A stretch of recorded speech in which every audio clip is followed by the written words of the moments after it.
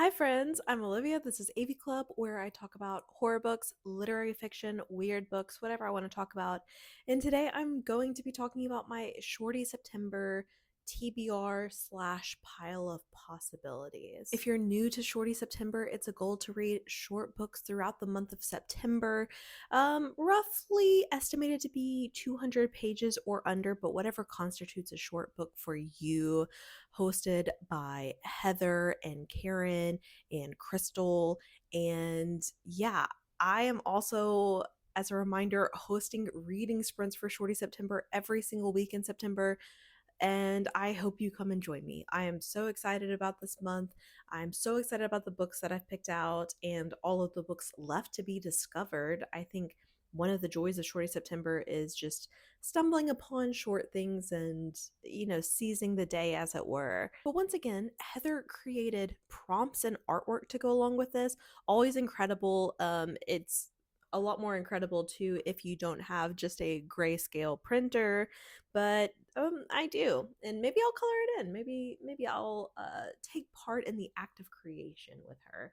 But this is so exciting to me. So I'm going to go over all of the prompts and what I've picked for them first, and then just like all of the rest of the books that I have. I think if I'm really good this year that I could read a book every single day. My mistake in past years is picking false shorties, books that are technically under 200 pages, but are not just like quick reads. Like I was thinking, oh, maybe I'll put this Zizek on there because it's 100 pages, but this to me is a false shorty. It is way too many words, way too small of a font, way too dense of a subject. I just don't think that it is its time right now. So I'm being so good this year. I'm not putting my failed alumni of past Shorty Septembers, books that have been on multiple TBRs that I didn't get to. I'm just picking books that I'm so excited to get to right now, and I think we're going to have success.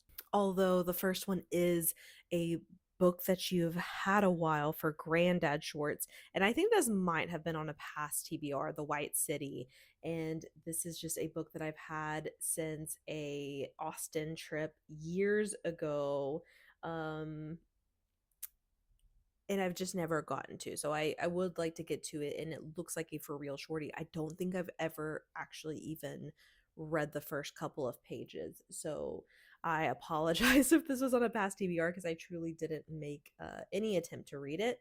But this is apparently a bestseller in Sweden and is about the ex-girlfriend of a criminal as she's making her way into the world with an infant now, and is about like that mother-daughter pair, and apparently a lot of high tension crime still going on throughout the book. So I think it sounds really interesting and should be a quick read once I get to it. For runway fashion shorts, reading a translated book, I actually have a ton of translated books on my TBR, and that includes Homo Luddens that'll be on my Kobo, as well as a lot of Annie or No. I have made a huge playlist is not the right word. I've checked out a lot of audiobooks on Libby, and that includes a lot of Annie Arnaud that are like 30 minutes to under 2 hours. She has so many shorties, and I have loved everything in the past, and so I think that this will be a really good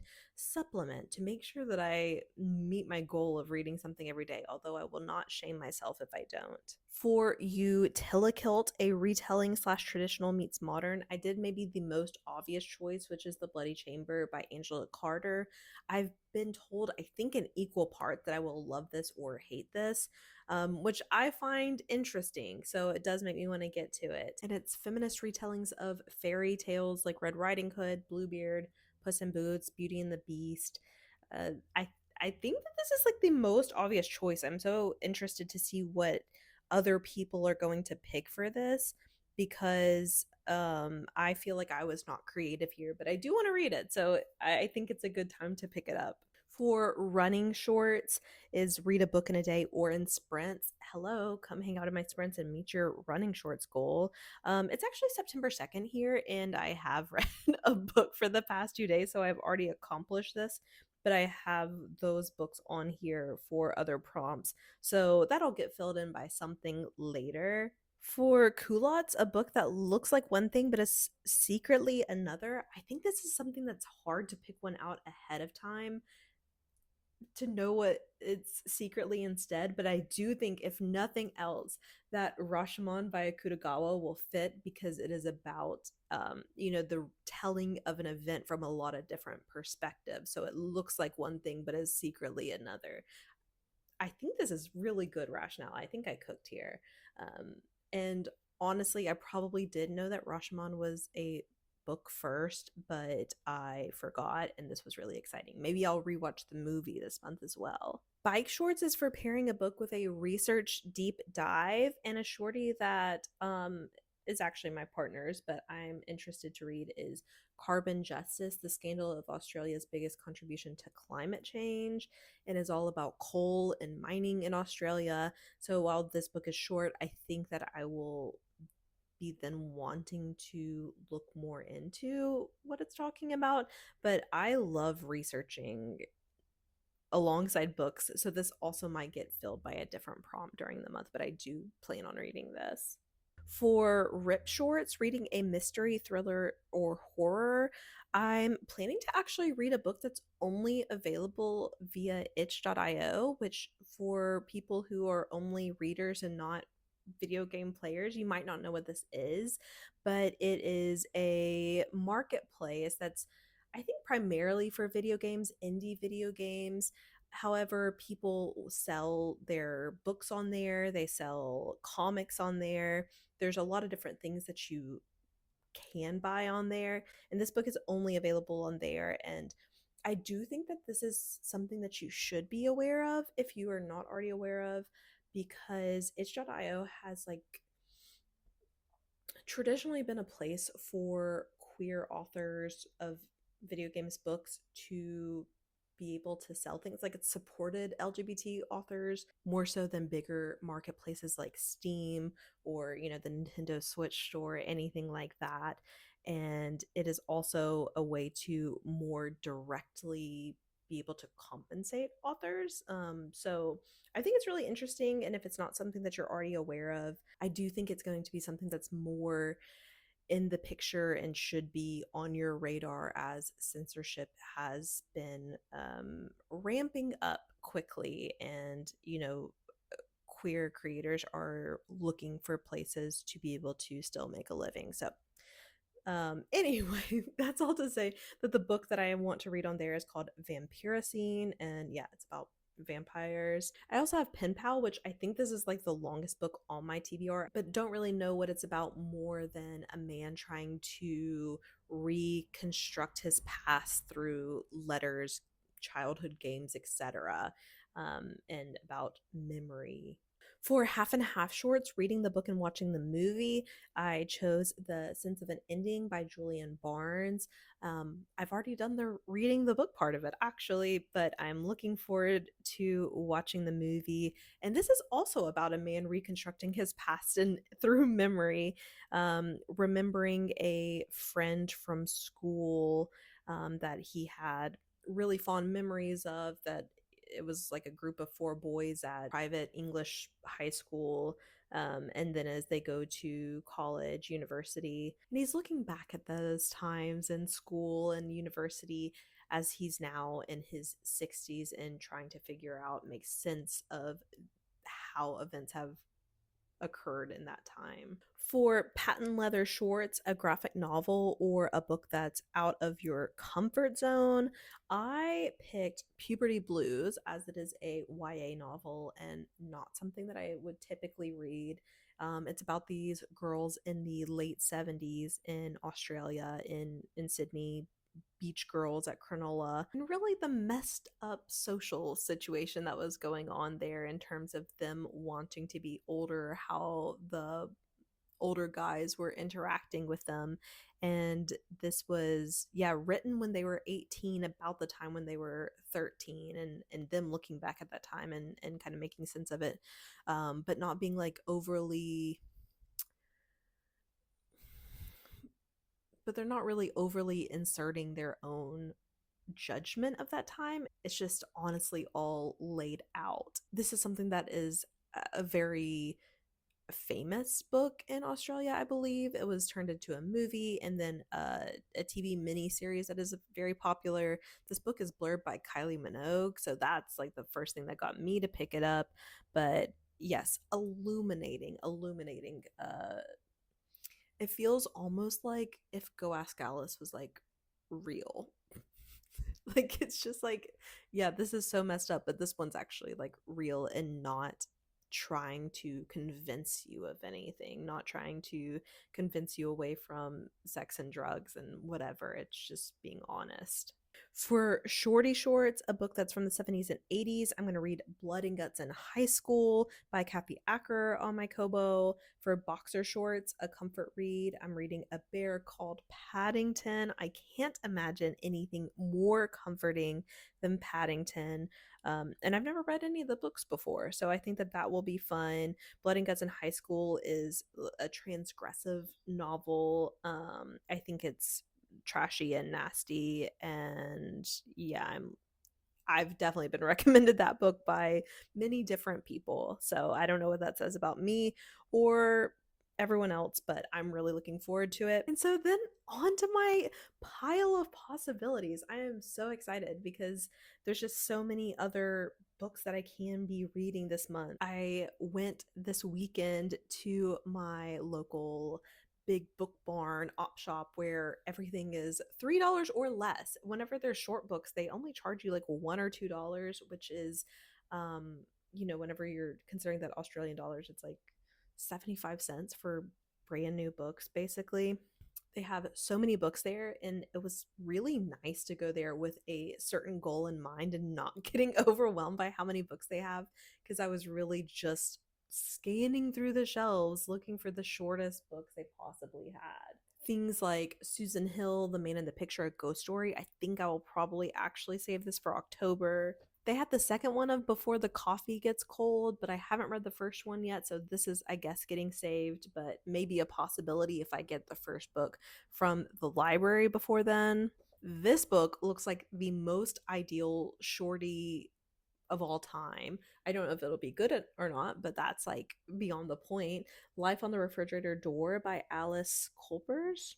And it's all told from just notes between a mother and daughter that were left on the refrigerator. So it's, everything is, it's under 200 pages already, and also every page only has like this much text on it. So I think that sounds really interesting and something that could definitely be read in a sprint. I fear that Tokyo Express might be a false shorty, and I might hold off on reading it till the end of the month. But it is about a kind of crime thriller on were involved with a fatal train journey. So I am really keen to get to this at some point, but I fear if I start it too early and it's not a 1 day read, that it could derail the rest of the month. So we're not starting there. Maybe Just for the Record by Stanley Price. Again, I don't know if I'm going to like this or not. So I'll probably save it towards the end of the month just so that it doesn't derail things, just in case it doesn't go well, because it is a vintage British culture man book from the 60s, I believe. But it's also described as brash, jolly, and vulgar, so that does appeal to me. Les Enfants Terribles. This one is about two young kids, siblings that have created a world that their parents are excluded from via their imagination, I believe. Um, it seems like something that I should know more about, but I don't. It sounds good. It sounds exciting, so I think it'll be a good one for this month. A Hank of Hair by Charlotte J. This one I had never heard of. This one's described as a creepy psycho thriller about a man whose wife has died and then one day finds a chunk of her hair, and then it turns into a crime novel from there. I'm not sure. I did not look it up, but it is an Australian book, I believe. So that's exciting. I'm always on the lookout for Australian horror creepy books because I don't feel like they're as popular.